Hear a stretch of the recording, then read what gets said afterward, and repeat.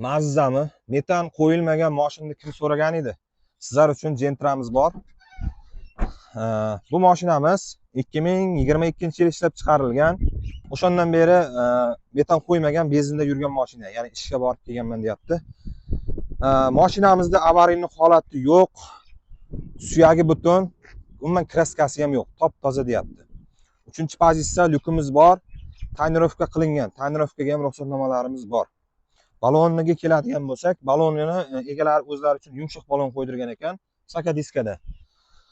Amerikanka faralar qo'yilgan. Mashinamizda motorida, ходовойda umuman ishi yo'q ekan. Hammasi yaxshi deyapti. Yaqinda 3 kun bo'lgan ekan moyni almashtirganiga. Mabodoga olsangiz ham moyni almashtirmasdan minib yuraverasiz. Salon qismini ham ko'rsataman. Mashinamiz avtomat. Avtomat, tuning qilingan. 2022-yil ishlab chiqarilishiga qaramay, bir quruq yurgan, ya'ni 102 ming kilometr yurgan. Chexol, poliklari yaxshi. Mana orqa qismi ham. Ana shu 2022-yilda ishlab chiqarilgan mashinamiz narxini 11.800 aytibdi. Agar ma'qul keladigan bo'lsa, narx-navolarida o'tib beradigan joylari bor. Telefonlashib o'zingiz savdolashaverasiz.